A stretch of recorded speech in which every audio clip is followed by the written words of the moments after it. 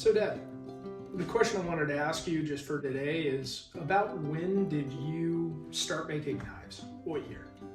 Oh, I'd say probably in the early 70s.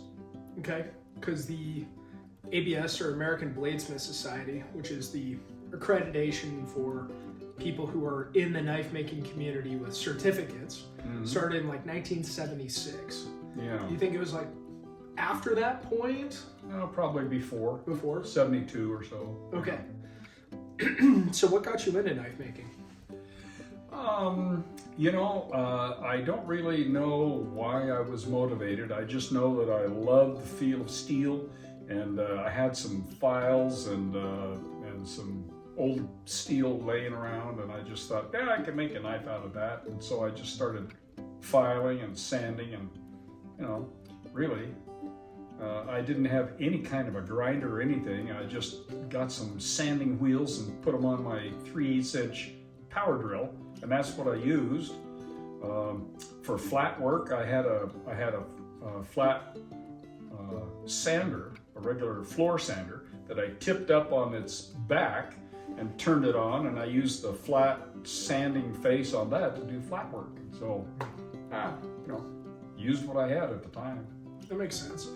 The first knife I ever made with you, I think I was like 17, and we'd made some throwing stars and things like that when I was younger, but the knife that I made for a past girlfriend, I was 17, so it was like 2006-ish when I did that. And when we made that knife, we were using all hand files, right? And jewelry files, and then got the Dremel tool to put the rose in the antler handle. But you did a nice job carving a rose into the hip of an antler. That was good work. Yeah, I still gotta find those photos, but I have some. Yeah. Okay. Well, yeah, I think that was just the main question I wanted to ask, is why you got into the craft, how you and I got started making knives together. Obviously, I've been gone for a couple of decades. Yeah. But now that I'm back, it's really nice to spend some time with you and make some knives.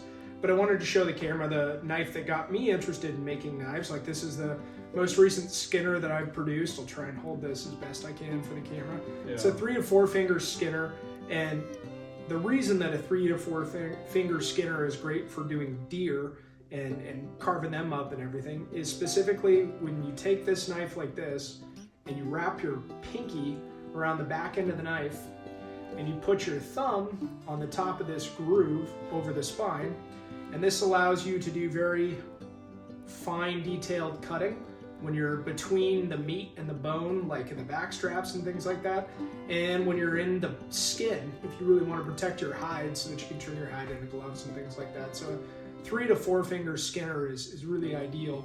But I got the idea for this knife from my dad's knife. If you want to take that out. Yeah.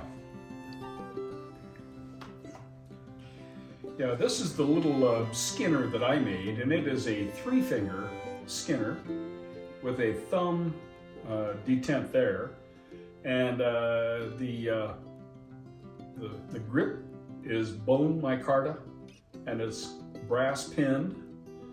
But the detail work, the little file work, was done when the steel was annealed.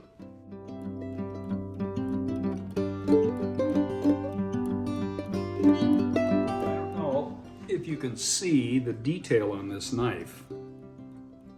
I don't know how close I can get here. Yeah, it might be unfocusing as we have this conversation. I'll take photos of it. We'll crop yeah. it there. Yeah. So, but at any rate, I did this whole thing same way with my belt grinder from my floor grinder, and when I got this steel, I ordered this steel annealed from a place in Texas. I got a nice blank.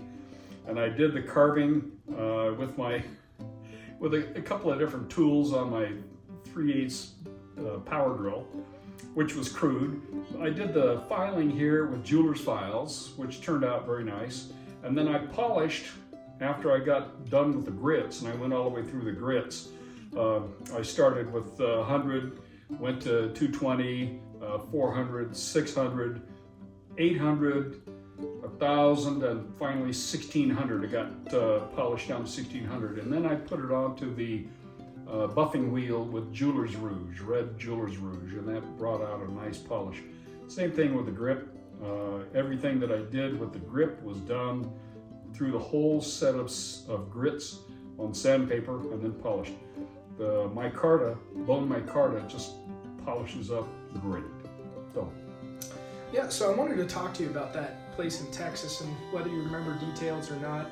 I'll probably shoot a separate video on that, but you've told me often about how you got started in having your knives made was you'd get the blank steel, you'd pick out the hardness of steel that you wanted. Right. You'd take it home, you'd grind it and get it to formation wherever you wanted it to be at for, you know, the 95% solution. And then you'd take that blade and you'd send it into Texas so they could go through their entire hardening and normalizing process for the steel so that you could pick your hardness. And what's the hardness scale for that? Well, this particular steel is 440C stainless. And after I got it all polished, and of course, before I sent it off to get it tempered, I actually did finish flat work to make sure that it was dead flat, because once you temper it, it's hard to work. So I got that all done, 440C stainless, and I sent it off to Texas, and I had it hardened to a Rockwell C of 52. And the Rockwell C52 hardness is a good hard steel, but it's not brittle. So that's what I focused on, and it has turned out to be really pretty resistant to chipping. You know, when you get it too hard, it chips right on the edge. If you hit a bone and turn it just right, you can take a nick in your blade. So 52 on the C scale of hardness was good for me. Cool. Well, yeah, thanks for watching, guys. This was just an interview to talk about a second generation knife maker with his dad and how I got started in the process and why I'm at where I'm at now with the forge. So thanks for watching.